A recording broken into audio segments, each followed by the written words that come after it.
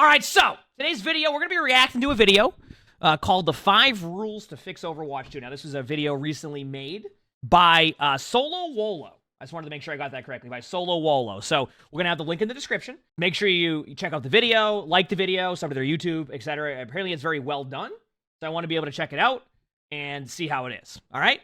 So definitely, you know, we'll see what we have, what we're going to do with how we react to stuff like this is we're going to kind of pause the video, talk about what we think about it. Keep in mind when it comes to these type of things, like some takes might be great, they might not be but that's like the fun part about talking about it, right? You know, even like my takes will sometimes be scuffed and not. So I think this will be fun to watch, and we'll see how it goes, all right? So we'll talk about each one, we'll listen to the intro here, and kind of find Overwatch 2's balance is muddled and increasingly unproductive. Here we go. So what do I mean by that? Well, the focus of this video is to spark a conversation. I'm looking to augment the balance philosophy we as players use to discuss Overwatch. Okay. The player base of Overwatch is vast, variable, and volatile, ranging from middle-aged fathers to teenage esports prodigies strapped to gaming toilets. As such, to facilitate a productive dialogue, I want to present a framework for how we as players approach I'm already liking this video. Concepts and suggestions. I'm already liking this video. In essence, we all play video games to have fun, but where that fun comes from varies. The perspective of every player deserves to be heard. My goal is to supply the tools of constructive criticism, not to speak for everybody. This video has 2 parts. First, I'll present 5 rules to guide the balance debate. In the second part, I'll provide examples of my rules in action. Together, we'll dive deeper into the philosophy of Overwatch balance. But before we begin, I want to put forth some questions for you to ponder throughout the video. I'm listening. What is fun in the context of Overwatch? How do we craft concepts that solve issues? I mean, that's a good question. So, like, right away, I first of all, Solo Wolo, if you're watching this react part of this, great job with the intro. I'm already intrigued by the intro, and I love the difference, like, what you're talking about. So, like, just to kind of, like talk about this a little bit is, there is a correct statement, though. The way that Overwatch is played throughout each rank, whether it's quick play to bronze 5 all the way up to top 500 is going to be different, right? So everybody's experience and how they see balance is going to be different, right? That's why I try my best to look at it from like both ranks. Like, for example, when you watch my spectating videos, one thing I'll talk about a lot of the time is like, hey, I understand why you're, you know, in silver you're playing here. This is why we play it here in top 500, but I'm okay with you playing here because there's going to be a difference in play style, right? That's good. All right, we'll keep going. Now, chat, here's the first question to this. It says, what is fun in the context of Overwatch? What is fun to you in Overwatch? Popping off, making plays, playing diva, not getting rolled. So how much fun you having? Winning, being silly, teamwork with a duo, playing with friends. Okay, I'm just curious now. It's cool to see some of the feedback on that one. So there's a lot. See, but as you can see, like there's a lot of different variations of stuff here. It's funny because I actually am seeing a few people mention the playing with friends aspect. That's going to kind of be changing soon going into next year, right? So for anybody watching this right now, going into next year, they're going to be allowing you to play. There's going to be like looser group restrictions. So you're going to be able to play with players higher up on the ranks. Now, we don't know how that's going to work, how the queue times are going to be, but like there's a pretty high possibility that you're going to be able to play with more of your friends in ranked than you ever have been before. So it's going to be a very curious thing. I say next year, no, like next month. No, well, February. Granted, that might change a little bit, so. For the long term. And can we balance this game to be both fun and competitively viable? Good question. That's a good question.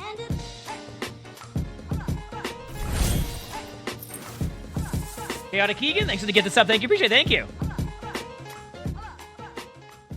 Okay, here we go. To start off, I think it's important that you all know where I'm coming from in my experience with Overwatch. I've been playing off and on at varying levels of interest since OW1 launched in 2016. I took an extended break shortly after Ashe launched, returning briefly when BAP and Sigma dropped. Since then, I didn't play the game until OW2 launched late last year. In OW1, I peaked at High Diamond as primarily a tank player. This was before the advent of role queue. Currently, though, I primarily play quick play. Which is fine. I peaked at GM3 as support, with my tank and DPS role sitting at mid Diamond.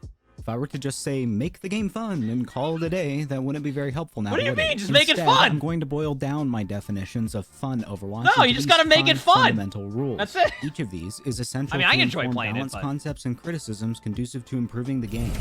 Wyato, thanks for the 2 months of Phoenix Pride. Thank you, appreciate it. Must be defined and consistent. Okay. What is it that tanks do? Why should I be excited to pick tank over other roles? Are they resigned to be ability and damage sponges? Perhaps you think it's their job to take and deny space. Okay. Or should they be an imposing presence in a teamfight that you must work around rather than tunnel through? Not all these concepts are mutually exclusive. We'll come back to these definitions later. 2. Consider every player in a given match. How does a tank... Just to pause that very quickly. Like, do you notice how there was, like, different variations of stuff for tank there? There's no, like, correct answer to that, right? Because each tank plays differently, right? If you're playing Reinhardt, the way that you play is going to be a lot different than the way you play Sigma, for example, right? Like, when I play Sigma, I always say don't play Sigma like Reinhardt. It's because it's a very different play style. One of the common things that people will say is like, hey, why are you playing tank and not running into their backline in a straight line? And I'm like, because I'm on Sigma. If I do that, I'm going to fall over and go back to spawn. It's not going to be a consistent gameplay that I can do. Now, maybe I'm on D.Va and I'm able to go to their backline. They're not running on a Brig. There's a lot of different variations of stuff that, like, tank is played. So we'll continue on with that after. Can interact with the other 9 players, or on a more macro scale, by allowing all 3 roles to have some form of soft or hard CC, you enable situations where one player can be chain stunned for more than 10 seconds. Was this the clip where he kept getting CC'd over and over again? I remember this. Not for the receiving party. And he just wanted to use, like, I just want to play the game! 3. Balance cannot be strictly numerical. Of course, number changes are the easiest in terms of concept, developer hours, and immediacy. However, they can only alleviate so much tension in the long term. Often, making these types of changes incrementally exaggerates specific issues, such as the immense damage and healing creep streamers like Flats have talked about. I do think the numbers have gotten insane, but I don't think it's just support fault. I don't think it's support fault alone. I think it's just in general. I think that damage numbers for tanks, damage numbers for DPS, and damage numbers for supports, and healing numbers have all gotten too high for what the health pools are. Though, crucially, I want to stress the strictly part of this. I mean, Flats isn't, like, necessarily incorrect with that, because, like, that's kind of how power creep will happen, though, is, like, when you start to try to balance out a role, and, like, it all starts at the beginning of Overwatch 2. I've talked about this before. At the beginning of Overwatch 2, supports were not in a good spot. Supports were not in a good spot at all. So what they did over the past year was one of the focuses, and I mean, I'm not saying they directly had a giant, like, whiteboard that said, make supports amazing, like, that. But they probably had, like, a situation where, like, okay, we need to really find ways to get support to be played, because at the beginning of Overwatch 2, you were always waiting on a support to queue. So over the year, they kept buffing supports. And then with that, you also kind of make those, those buffs to heroes over time that will also kind of keep them at, you kind of make these, like, small buffs, right? So you're going to have a lot of damage in the game. I think now we're seeing a little bit, some of that can be, I'm trying to think of a way to explain it. Like, there's a lot that goes into that, like positioning, things like that. But overall, yeah, I think a lot of people have pointed out the idea that, like, it's more the burst damage and the burst healing than anything else, I think, is what you're seeing more of. You said that's not true. To be honest with you, supports were okay at the beginning, but they got dove really easily. And with the way the game was being played, especially when you started to go into that, like, Junker Queen meta during the beta and you went into other stuff and then Zarya became meta, I'm going to be honest with you, like, there was nothing you could do against that super strong Zarya at the beginning of Overwatch 2. No matter how good you were at support, the Zarya was so overtuned at the beginning of Overwatch 2 that you would just run at people in a straight line and roll them. That was, like, so they needed to find ways to, like, nerf the tanks down a little bit, because they were pretty, I'm not going to say they were concerned with it, but at the beginning of Overwatch 2, they were kind of worried that tank would not play as well, so they overtuned tanks quite a bit to make it so that tanks would fit into 5v5. Now, they've done a good job of kind of taking that down a little bit, but obviously tanks have now become a little bit harder to play, quite a bit. I'd say probably the most balanced tank right now is probably Sigma. There can be some argument to that, like, oh, Sigma's played all the time. That's more about the damage output, right? We talk about the burst damage, and Sigma's one of the few heroes that can still prevent that. Zarya's still good, but, like, I can tell you right now, Zarya, Overwatch 2 launch, doesn't even compare to, like, the Zarya that you have, like, played right now. Like, that Zarya was so much better the way it was played. You couldn't do anything. So, they changed quite a few things. Changing numbers is not inherently bad, and often can be a good thing. Take Bastion as an example. You want to make the heroes fun. Change to his weapon spread is a number change, but does not affect his most irritating matchup, shredding tanks. Now, if this change were alternatively a nerf to his per pellet damage, perhaps even tightening the spread of his weapon slightly, we maintain or perhaps strengthen his effectiveness against squishies at short to mid ranges, all while attenuating his threat against tanks. Obviously, many may argue Bastion needs a full-scale rework, which I don't disagree with, but this demonstrates the value of appropriate number changes for short-term adjustments. Fourth, control and counterplay. I'm gonna pause very quickly. I don't think they're going to rework Bastion anytime soon. I don't think that's on their list of heroes. I think they're probably happy with where Bastion's at right now. And we kind of asked that question a little bit during that when we had the devs on. I think they're okay with where Bastion's at. I mean, I don't think Bastion needs a rework as of right now. I don't think they're going to do that anytime soon. Doesn't mean Bastion's not tough to play against as a tank, but I don't think they're going to do that anytime soon. play are essential. The feeling of being in control of your character, like you lost a fight to the player and not the game, is critical for any shooter. We should strive for nearly every death to feel like, man, if only I saved my ult, or if I landed my ability, I would have won. In the same vein, long cooldowns are antithetical to being in control of your hero. Abilities like Lamp and Life Grip, which are only seen about once per fight, feel terrible on both sides. Leaning into these impactful but infrequent abilities creates clunky kits, which ultimately feel inconsistent. As Spilo recently argued on an episode of the Group Up podcast, the point needs to be shorter cooldowns, more choices, more counterplay. And you can't fix that by changing the cooldown. You decrease the frequency of that instance, but it still feels terrible. If they increased Hog Hook duration to 10 seconds, right, the cooldown, it would still feel terrible for somebody to get hooked. If they increased Suzu to 25 seconds, it still would feel terrible. So for me, it should be slightly less impactful abilities that are not game-changing, that have counterplay, and that allow more frequent decisions. And then they need to try to introduce, through character design as well as ability design, abilities that always have counterplay. We either need to stop making characters like Roadhog or Malga, who you have zero way of playing around CDs and spam. They have nothing. Or we need to change the way that those abilities, that those tanks struggle with the most. The most complained so just about talk about that abilities too. There's some good points there, and I think one of the just another like way to put that. I talked about it just a little bit earlier before like watching the video. That's the problem with like Honor Grenade right now is like the Honor Grenade has become more obvious now, right? Because the Honor Grenade has become more obvious right now because we've had the Roadhog rework, people trying out Hog, and then Malga, which has been two heroes that no matter what, that Honor Grenade is going to be really strong, right? Like just straight up, they're going to be super strong regardless. Overwatch more often than not have fundamental flaws in their design. Decreasing the theoretical frequency of these abilities is detrimental to both the controlling player and the opposition. The abilities will still be used in the same way as before. Instead, increasing the cooldown only acts to the detriment of lower ranked players who lack the judgment to perfect their ability usage. Fifth, not everything needs a rework. This point was best articulated by Daniel Fenner on that same episode of the Group Up podcast. I just think that it's okay to have heroes that not everybody loves. As a support player, this comes up with Moira a lot. Like, a lot of people want to see Moira changed. It's like she's got no utility. She doesn't help the team. You don't see her in pro play. I see that as okay. There's people who play Moira, they like Moira, and they do well on Moira. Like, Moira does well on ladder, and that's fine. I think it's okay that Moira is not going to see time in the Overwatch League if there are people who like playing Moira. I think they should be careful with reworks because, like, people like heroes, and if they get reworked, then they might not like that hero. Pending what Daniel said, I think when we consider I'll pause very quickly on this one. Moira's pretty fun to play. I'm gonna be honest with you. Like, whether or not it's fun to play against Moira, I'm gonna be real with you. When I play Moira, I have a blast. I'm not saying that everybody's having a blast when I'm playing Moira, but let me tell you what. There's just something about Moira that is like so fun. I don't know what it is. It's just Moira's a fun hero. I'm not saying fun to play against. Obviously, there's different Moira play styles that can be a little bit more frustrating.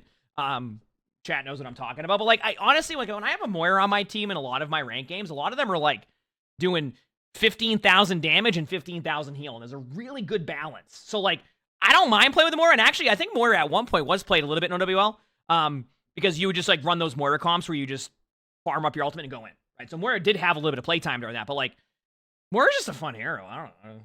I'm not saying to the subject of like reworks. Yeah, I mean, like, I think right now, and that's what's gonna happen is no matter what happens with, I think a lot of heroes won't get reworks, but I think because there's been reworks now, you'll die to a hero and be like, rework, because obviously it can be a frustrating experience if you go up against like a hero that you get countered by in a sense. Which, I mean, that's gonna happen. That's happened since the beginning of Overwatch 1, right? But now that there's been reworks happening more consistently, and that's a discussion that happens like every year now in Overwatch 2.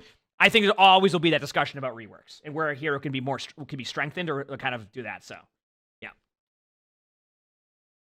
Working a hero, we should also ask, how can we diversify ability interactions without changing the fundamental feel of this hero? Not necessarily making the hero viable in the meta, but increasing the scenarios in which they can be used. So with those rules laid out, I have a few specific examples that I'd like to go over. Okay. Starting off with rule 1, I'm going to create a broad definition of each role. I do want to pause for 1 second though. And maybe this might be a hot take. And in chat, you can agree or disagree with this. I feel like the hero variety in Overwatch though is in a lot of ranks you can play whatever. Like I feel like in a lot of ranks you can pretty much play whatever. And I see it even more so in top 500, don't get me wrong, you can have hard metas, but I feel like there's a bit more hero variety. It doesn't mean there isn't counters, right? Like, for example, a huge discussion as of reacting to this video, Honor Grenade, right? It's talked about all the time, Honor Grenade, Honor Grenade, Honor Grenade, Honor Grenade, right? And yes, Honor is really strong. But what I'm getting at is that I think there's a good amount of hero variety where you can play a lot of different heroes, even more so than in Overwatch 1. So it's like, I think they're getting the heroes played. It's more about the frustrating aspect of some of the abilities, I think, is where more of that discussion is. Can it be frustrating if you're playing Mauga?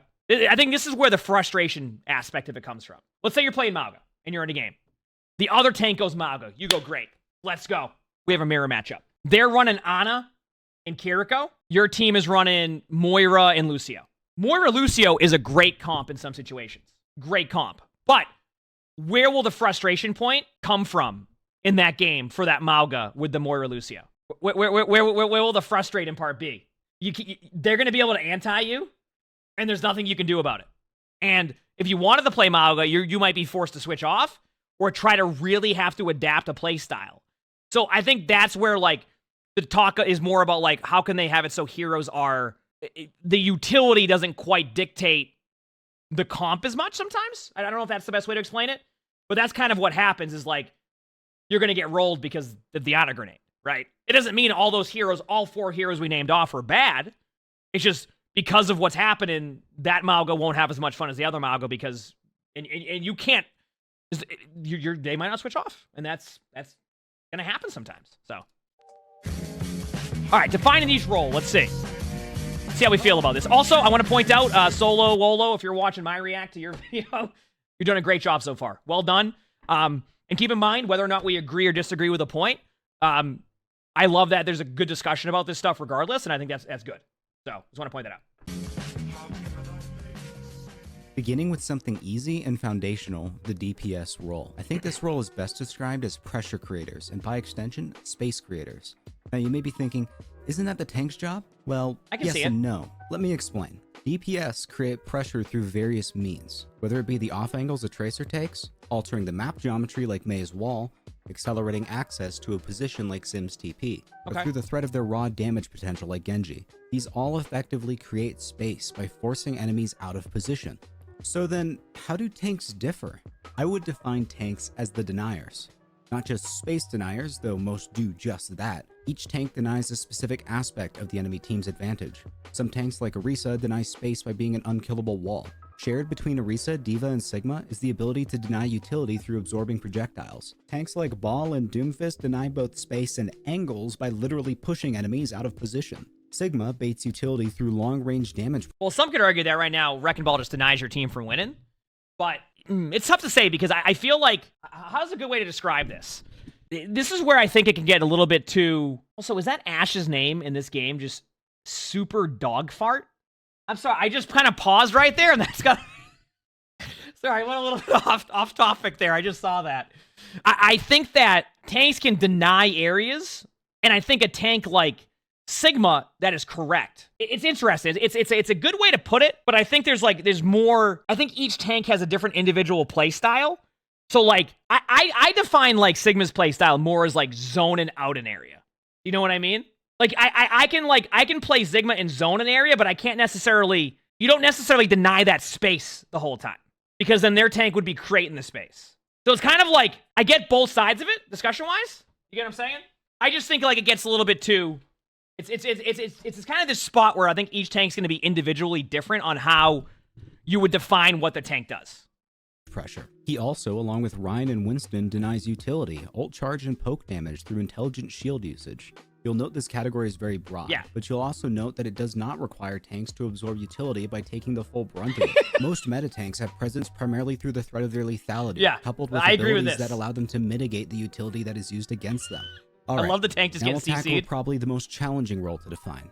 Support is extremely diverse. Commonly, they all heal, but that doesn't encapsulate all they have to do in a game. Ultimately, I think the term support is the most accurate descriptor of this role. They prop up their teammates through healing, ML will be happy to hear utility, that. or damage pressure. Good support players help their team maintain and create space by sustaining them through the enemy's pressure. Support players often create the openings which allow their team to capitalize on a kill, whether that be through anti-nade, Kiriko or Yari headshots landing a pick, or Lucio speed boosting your team in for an aggressive play. But they can also stabilize a team fight. Take a Lucio speed I want to actually pause for a second here too. Like, for example, so far I can agree with a lot of the support stuff here too.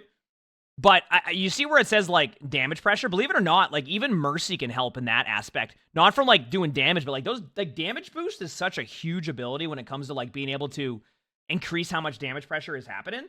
So, like, even, like, with damage pressure here, you can battle Mercy if you want to. But believe it or not, like, really well-placed damage boosts and good damage boost usage can absolutely increase the damage pressure from just that alone. Like, straight up. And then you have the Battle Mercy. I just want to point that out because, like, there's going to be different variations of roles and what they can do in this. But I still think, like, there can be an increase. Like, you may look at the scoreboard and only see 250 damage, but that does not mean that there isn't increased damage happening because of that Mercy. You get what I'm saying? Speed boosting your team out of danger. Or ultimates like Zen's Trans and Mercy's Valk. I think support is by far the most versatile role, at least in Overwatch 2. Yes. Probably why it's the most played. But what they all have in common is the ability to press and... I want to point out, by the way, did mention the most played. A year ago, if you said support would be the most played right now, I think some people would have disagreed at that point. So that shows you kind of where they've made those adjustments to supports over the past year. That support's become one of the most played roles now in comparison to before, where support wasn't the most played role. You were constantly waiting for supports to queue. Stabilize their team's advantage.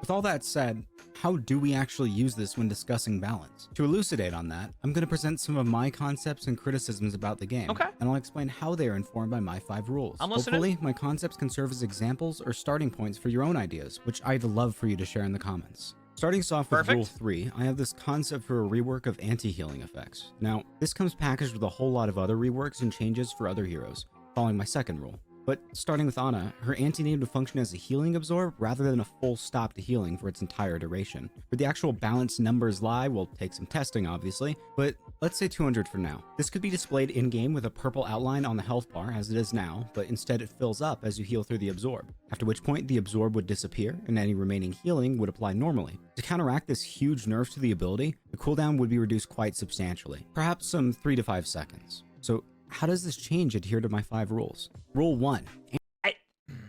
I'll let the conversation go into the rules, but here's what the problem that would happen is that, like, this basically becomes in WoW terms, a power ward shield. And what this would do is this would make it so there's certain comps that would just it's a different type of interaction that would happen in the game. Like imagine adding like a healing absorb to somebody, and then you also get Zarya bubbled right after, and then you have it on a low cooldown, and then you use your healing absorb, and then they get bubbled again. Do you see what I'm saying? It's going to turn into like this. It would turn into like, and I think that's why they wouldn't go down that route. What I do like the idea of like seeing what they have here. Like it's really cool to see that. The opposite? Oh, I'm saying it backwards. Yeah. Oh, it's a healing absorb on the enemy. I get it now. Okay. Excuse me on this one. Now I understand. I was thinking power ward shield for a second. I don't know why.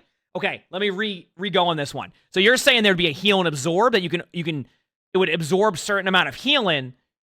It absorb a certain amount of healing up to a certain number, and then after they reach that healing, it would get rid of the purple.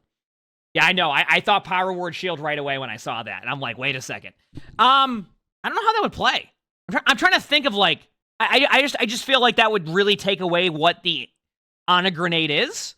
Now, keep in mind, from a biased tank point of view, I'm going to be like, yeah, anti-grenade's not going to be that strong. Let's go. But like at the same time, I feel like, how long is duration expires? How long is the duration? Because then this feels like they have to have burst healing in the game. And I think right now they're looking into reducing burst healing because you need a burst heal that occasionally. I don't know. It seems like the interaction would be interesting. I'm going to listen to the rest of it though.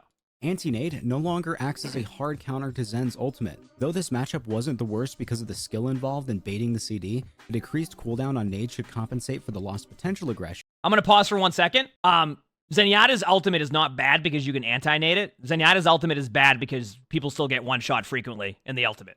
Like, this is here's the shift in what's happened with Zenyatta ultimate. You ready? Here's the Overwatch 1 reaction to somebody dying in the Zen ult. Nice target focus. Holy crap. Did we just kill somebody in Zen ult? That was unreal. Okay, now here is Zen ult in Overwatch 2. Somebody on my team survived in the Zen ult? Are you kidding me right now? That actually worked? Holy crap! Like, that's kind of been the shift in Zenalt. So a lot of it's just like people just get rolled in Zenalt still. It doesn't save people half the time. You just get rolled. Anti-grenade can increase that happening even more, but Zen Ultimate in general has shifted quite a bit. So, and you have abilities exactly like Lamp that is essentially a better Zenalt. You go, what do you mean it's a better Zenalt? It doesn't heal. Yeah, but Lamp, you just put it around a corner and you're good to go. All right, anyway. With a renewed capacity to stabilize your own team through Transcendence's duration, thus fitting our definition of support. Rule 2. Another matchup we've diversified with this change is against abilities like Hog's Take a Breather. Whereas before, Anti-Nade completely shut down Hog's Sustain, now the Hog has a choice. Does he use some of his healing to push through the Absorb, or can his support recover him? He's not resigned to death or hiding behind a corner now. The Hog has options without eviscerating the impact the Ana has in this matchup. Yeah, but the problem is that, and I think this was a discussion that was mentioned in the initial part, that wouldn't make Hog worse, because Hog would just also have damage reduction during that, so if the Hog needs to use that heal to begin with, the Hog would just dominate even more because the Hog is also going to have damage reduction. Do you get what I'm saying? Keep in mind, people come in the chat and be like, dude, why are you healing as Roadhog when you are clearly purpled right now? I am angry at you. And I go, because you still get the damage reduction, right? You still get damage reduction when you're healing. So no matter what, the play by the Hog, the majority of the time here will be, I'm just going to heal that off. Or just heal half of it and my teammates will heal. I think the Hog will not have to worry about it even more so. And then Hog will just dominate even more because of that. 3. With this rework, we fundamentally changed how anti-healing effects interact with players for the long-term benefit of the game. Additionally, this gives us further options for number tweaks beyond duration, as we can also adjust the absorb amount to either strengthen or weaken the ability as necessary. Rule 4. The impact of anti-nade is lessened, but in exchange, we've made a more frequent and engaging ability. Beyond just the Ana, the opposing team is now presented with more diverse counterplay opportunities for this ability. Should they retreat to heal off the absorb, or should the BAP use regen burst to stabilize his team? Rule 5. With this change, we have given Moira's healing orb added utility and being a great method to clear the absorb from multiple teammates, all without changing Moira herself. Also, okay, so we're going to pause on a couple things here. Keep in mind, I do want to say, whether or not I agree with the ability thing here, I do think it's a fun I do love the theory craft ideas behind this and the kind of talking about different stuff. So keep in mind, whether or not we agree with the anti-nade concept here, I still love the discussion about it and going through all of this, right? The counterplay aspect of it, I feel like the ability will become more of and maybe I'm wrong, but I feel like it would just become an ability that just isn't fun for the Ana and isn't really as much of an issue for the player that's getting naded. And keep in mind, there's obviously a discussion. There's obviously a discussion right now about Ana Grenade, and I think that's it's obviously a huge discussion. So, but I think they might look into different options with that. The rule 5 on Moira's Healing Orb. So here's my take on that one. I think the problem with Moira's Healing Orb is that Moira's Healing Orb has a gravitational pull to Horizon Lunar Colony. Because anytime I use my Healing Orb, it just flies up into the sky like a balloon. That's kind of the problem I run into more with my Moira Orbs. Whether or not it's in a room or right next to somebody. I think that's more of the... it's probably on me, but my point is that... no, I know you can better bounce the Moira Orbs. I know that. But the thing is if you sat here and said, hey, when he's going through these rules, were you thinking about what it would do for Moira Healing Orb? No, not really. I didn't even think it was going to be much of an issue at that point. So, I think Moira Healing Orb is... I mean, truthfully, the way they have Moira set up now is you're going to kind of balance your damage and your healing. So a lot of the time you're using your left click to heal, you're using your right click to be able to get the energy, to get the resources back. You still use your healing orb, but the healing orb has become almost a secondary part of what you do. It's you kind of Ana's grenade stays largely the same gameplay-wise. Barring the more frequent usage, Ana players should find this change just as engaging as before. Another rework I'd make to support this change to anti-healing effects is to Kiriko's Protection Suzu.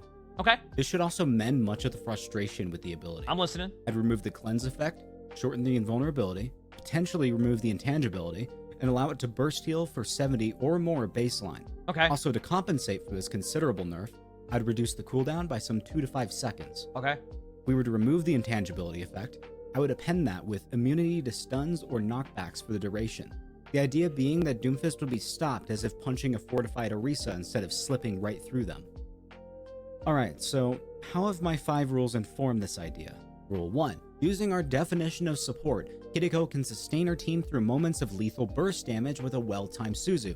Rule 2. If we reduce the cooldown of Suzu significantly, I think increasing Swift Step's cooldown by 1 to 2 seconds would help. I want to point out, by the way, this is currently happening. If somebody is currently Suzu or currently has an effect on them, I'm pretty sure it heals for what is it, chat? Like 120 or something like that? If like they say like someone's purple or is like on fire from Mauga or Ash Dynamite, it's 110, right? So like I think it's 110 right now.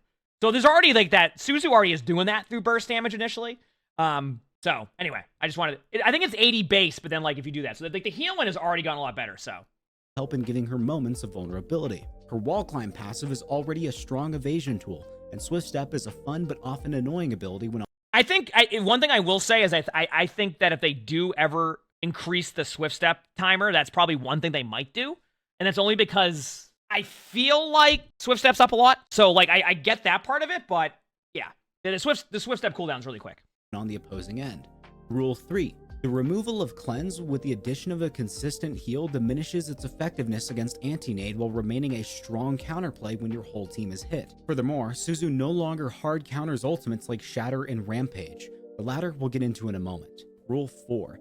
The reduced cooldown of Suzu along with the removal of Cleanse produces skill expression through fast reaction times. It is still possible to stop an Earth Shatter with some really good timing or an apt prediction. No Cleanse and shorter invulnerability reduce her impact when teleporting into a 1v1. Increasing the Swift Step CD would also expand the window of opportunity to punish the Kiriko in these situations. Finally, Rule 5. We keep the most fun aspects of Suzu, like timing it to survive a Diva Bomb, negating a Doomfist Punch, or avoiding being burned by Ash's Dynamite. All of these are still possible with some pinpoint reactions or predictive timing. Finally, it's actually kind of funny because like, and I'll go back to here on this part of the slide because it'll show up. I think one of the funny parts now is I feel like they actually just did that recently by changing the Suzu cooldown. So now you have to have a better timing on like Sigma ultimates and like ults in general. This is a tough one for me. Like, and I actually I understand where they're going with like some of the points. It just feels like I can't quite explain it. If I can come up with a point I'm trying to come with, I'll explain it. But I feel like Kiriko would just play worse at this point. And keep in mind, they will make support changes, and they are going to do a lot of, like, they are going to shift stuff, but I don't think they're going to change the full core of how the hero plays or the ability. And I think we've had that discussion before about, like, Lamp as an example. And, like, Lamp is an ability that just, they have it there for a reason. It's more along the lines of, like, how fun it is to play against it. So I don't know. It's an interesting one. I'm just avoiding curious. being burned by Ash's Dynamite. All of these are still possible with some pinpoint reactions or predictive timing. Finally, let's talk about Queen's ultimate given this healing absorb concept. Very simply, I'd have her apply the same effect as our reworked anti-nade, except this would have a slightly larger absorb. Of course, adhering to Rule 2, we must consider how our reworked Suzu would interact with this ult. Seeing as the only impact Suzu would have in this matchup is the burst heal or a potential to deny the ultimate with good timing, perhaps an absorb of 300 would be manageable. Of course, subject to testing. Bring back experimental mode. Alright, now how does this conform to rules 1, 3, 4, and 5? Well, rule 1, as it did before, Rampage still denies healing to the impacted targets, thus fitting our definition of tanks being deniers. 3, as this change is largely identical to Ana's, I think the same point applies here. 4, supports other than Kiriko have gained a dynamic in this matchup as they all have the ability to heal through the absorb. I think Lucio would be the most interesting because he gets the choice between amping speed or healing depending on the situation. 5, just like our Ana rework, Rampage's impact stays largely the same. Of course, we'll need to test and monitor the absorb amount to ensure the ult remains impactful without being uncounterable. So that was probably my most complex rework idea. Now, I'd like to take a step back and look at just one ability. I want to pause for a second on this one. I feel like, first of all, since they just went down that route, I feel like you'd have to actually, the stat you would have to look at is how, if you were just to spam heal somebody when they were purple, what the trade-off would be. Like, how many heals would you be missing out on if, like, it was a 300 absorb? Either way, back to that, I'm going to be biased here. I'm going to be honest with you. I love Junker Queen's ultimate. And I know it's probably a bit biased because I play Junker Queen a lot. I just love the ult. And that's where, like, I think they might go with different options about how they're going to, like, adjust stuff, and I don't think they'll do this with the abilities, but I'm gonna be real with y'all, chat. I love watching, like, theory crafting and ideas of concepts and stuff. It's just fun to see and understand. So that's where I look at that and I go, well, yeah, then, like, I really enjoy Junker Queen's ult. It's really fun, but then, like, that's probably the same feeling people are getting with Ana Grenade. You know what I mean? So it's like, I'm sure that's why they're probably trying to find, like, a much more, like, kind of balance in between of that. More than anything else. Do you get what I'm saying? That was my little discussion on that one. So, yeah. Keep in mind that as we talk about the discussion a little bit more here, keep in mind that I think Honor Grenade will be something that gets looked at some point. I don't necessarily think they'll go this route. I think more than likely what they would go is probably just like a healing reduction in general. Like, I think the way they explain it is they like the idea of on a nade being able to help with how much healing's in Overwatch. If that's the case, then what they could do is you compensate that with more of like what's been suggested, which is more of like that Mortal Strike style of Honor Grenade, etc. But it's still so hard to say. And maybe whatever major changes they're making in Season 9 with like burst damage or burst healing, if that's the route they're going down, will kind of address some of that to begin with. So it's hard to say. I think it's more like it's good to bring up the what are some of the problems with Overwatch too, but then it's like I'm not quite sure yet on the full solution. The suggestion is nothing new, but simply put, I changed Immortality field to Damage Reduction field. Now, I have heard the argument that this doesn't fit the name, but honestly, everyone calls it Lamp anyway. Ignoring the precise numbers of the damage reduction and lamp health for the sake of the video, let's focus on how this change fits my rules. First of all, the overall function of Lamp being a tool to save and stabilize your team is kept. Second, I want to consider how this affects the sniper matchup. Personally, I often use Lamp to peek Widows, and this is absolutely still possible. However, the Widow is now given a chance to kill me with a skillful set of headshots, or at least force me to back up, because if I get hit, I know there is nothing preventing me from dying to a follow-up shot.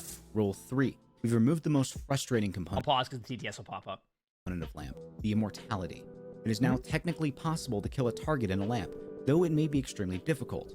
This leads to Rule 4. We diversify the skill expression of Lamp on both sides. As the BAP, you no longer waste the lamp if you place it early. There's utility in preventing bursts of damage or allowing your other support to reload. On the opposite side, you are now presented with a choice. Do you switch targets to the lamp and break it, or should you try to burn your target through the damage reduction?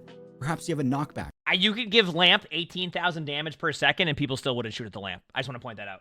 I just need to stop right there and say that that lamp could do 18,000 damage and have 1 HP and people still wouldn't shoot that lamp. I'm telling you right now, this is coming from somebody who, if there is 3 deployables on the map, I will be spinning in circles killing all of them because everybody has the same type of reaction to seeing a deployable, whether it's a sim turret, whether it's a Torb turret, whether it's a Yari pylon, whether it's a lamp. My teammates will take care of that. My teammates have that. They got that. No worries. My teammates will get that. My teammates will push the cart. This is fine. I have 1,000 hours of objective time on the cart. I just want to point that out. So you can tell where... to get to like the discussion about the damage reduction aspect of it, I mean, I think that Lamp is frustrating to play against, but I think that Lamp also is one of those abilities that... I can think of a way to explain it. I have a feeling that it gets more frustrating to play against as you climb in other ranks, and especially from watching spectate, and it doesn't get the same value you normally see. So, like, it Lamp's in a spot where maybe less HP on Lamp if they're going to do anything. And I know Lamp is such a strong ability. I know. But I also know why it exists to an extent. Even though it's such a deep discussion on Lamp. It's such a... I mean, the damage reduction part sounds cool, but... I think Lamp will stay the way it is. And I think they've talked about that before, too. You said Suzu is more frustrating? Well, Suzu becomes more frustrating because Suzu has this way of being so perfect, even if they don't mean for it to be perfect. You know what I mean? Is that a way to explain it? Like, listen, sometimes you throw a lamp down and like, okay, you know what? Great lamp on my Sigma ultimate. Then you can follow up on some of the ellipses. But there's something about that Suzu where like a Kiriko like throws it off of a wall, tries to save themselves, and then heals, and then Suzu's 3 people behind them, and you just go, oh, come on, you weren't even trying to save them! You said 50% of your good Suzus are 100% by accident? Yeah, that's what I'm saying. Push them out of the lamp's radius. Regardless, there is more control and more counterplay. I'd also argue this change adheres to Rule 5. This is not a complete rework of his kit. The lamp still exists to prevent your teammates from dying. BAT players who enjoy him now will continue to do so. If anything, this change could allow for a major cooldown reduction, allowing for multiple lamps to be used per teamfight. Those are just a handful of ideas. You want a slight hot take for me? I think some of these abilities, and here's my take, I don't think they're going to take the abilities from these heroes. I don't think they're going to take these abilities from these heroes and change them to that, but I think having abilities like this in the future for different heroes could be cool, right? Like maybe there's that absorption with a heal on a different hero. Maybe there's a damage reduction thing like that on a different hero, etc. Like I think that is more than likely what you would see. So it's not that like the ability suggestions are bad, or I don't look at them and go, oh, these what do you mean? It's more like I think that you may see that with different heroes in the future, rather than changing those. I think that we have to kind of see where burst damage and burst healing goes first, and then we could see more stuff like this happen. But it's definitely he said he's a tank main. I mean, I think he said he was, I want to say was GM3 on support, if I'm correct. And then like Diamond on tank and DPS, I at the beginning of the video. I mean, as a tank main, I will have bias when it comes to the nerfing of supports, but I want to find a really fine line between where both roles can still have fun. I don't want it to be like this kind of back and forth of like, okay, supports are having a blast. All right, and now tanks are having a blast. And supports are having a blast. And tanks are having a blast. And the DPS is blaming the tank again. I kind of want it to be a little bit more of like, both roles can play well, but you don't have this back and forth where one role kind of just becomes terrible on the trade-off of the other role. I hope I'm explaining that correctly. So, I still like, just to make it clear, I still like some of the concepts that were brought up here.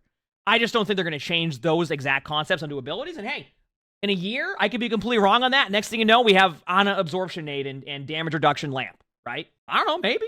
I don't think they will. I think if anything, that would be applied to different heroes in the future. And those would also be abilities that probably wouldn't be as frustrating to play against. So that there was some good concepts of like, these are maybe less frustrating things to go against. Ideas informed by my 5 rules. But before I leave you, let's return to those questions I presented at the start of the video. So, what is fun in the context of Overwatch? Overwatch is a game Emongg, with 39 thank unique you for heroes, all the and that content roster and is still streams. growing. I gotta pause.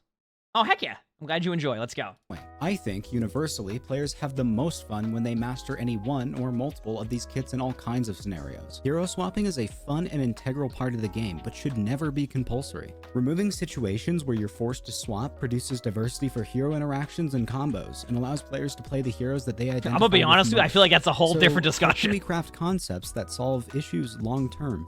If we keep in mind the 5 rules I laid out in this video, we're forced to consider all the angles and complexities that balancing a game like Overwatch presents. We have the tools to not only craft our own ideas, but to help each other polish theirs. We are an increasingly diverse community of players from all backgrounds and skill levels. It is important that we can all have fun and enjoy this game we've invested so much of our time and love into. So remember to be kind to each other.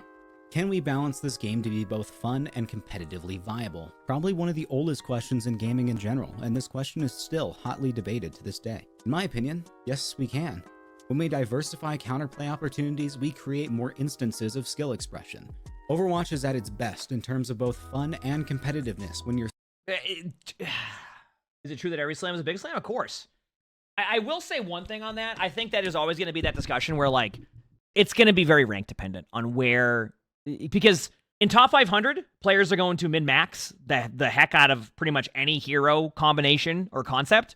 And in other ranks, there won't be any of that. Like there'll be less of that min-maxing happening and more just kind of like, I feel like playing this hero. I'm going to go have fun playing this hero. So it becomes a really hard thing to do because if they make a certain ability, I mean, the truth is if they make a certain ability extremely difficult to use, then in some ranks that may not be ever used or even remotely viable of an ability as it could be in some ranks, just because it just won't be either used effectively or used to that like that min-max style that you see in some games. So there's definitely a huge discussion there. I try to look at it from the both sides of that, I guess you could say, because obviously I play pretty much specifically in top 500, but I also spectate like bronze, silver, gold games like all the time, and I see the difference in how those games are going to be played. And sometimes it's just going to be almost fundamentally played differently in some ranks because of just how the players want to play. Or, you know, maybe the Widow on Junkertown isn't hitting 85% of their headshots and they need to play a different play style, etc. So there's like, I try to kind of look at it from different point of views because it's going to be played a little bit differently across the board. So that's kind of how I see it. But yeah, plus maps make it a little bit difficult because some heroes are strong on some maps, etc. Anyway, Maps are good, it's just like some maps are stronger. Your skill as a player is displayed in your decision-making and mechanical skill. The most frustrating mechanics in Overwatch are often the least competitive. On the other hand, the most fun abilities are the ones which allow both that hero and anyone playing against them to make inspiring plays that turn the tide of a fight. Also, this type of balancing would improve Overwatch as an esport. After all, the most fun pro play matches to watch are the ones where they pull off crazy combos and counterplays in novel ways. That is the version of Overwatch we should be vying for. So, what balance ideas do you have? How would your concepts fit the framework I presented? Maybe there's more I should have mentioned? Perhaps you disagree with some of my ideas. Let's start a conversation and learn from each other. Thanks for listening. I hope you all have a wonderful day. I want to point out, by the way, I do want to point out that's a great way to like kind of conclude that video, is that like it's not like, hey, these are exactly what they should do. This is the must-have thing. I think that's a good way to put it. Like sometimes it just sparks a good discussion. I mean, like I'm reacting to the video, Flats is reacted. Like my point I'm trying to make is like there's discussion about it now. And that's kind of what this was about with this video, was creating discussion about like these type of things. Doesn't mean that they're all correct, but it also brings up good discussion. And then a good discussion can spark like really fun ideas and really cool concepts. So like, just to once again, I thought this was a great video. I thought it was a great video. I thought you did a great job with this. Good video. All right, I'm gonna link that in the chat one more time, chat. Make sure to like go and like that video. Sub to YouTube if they have. It looks like he's at what? 534 subs on YouTube, chat. We know what to do here. A very, very well done video. There's the video right there. Seriously, that was a very well done video. So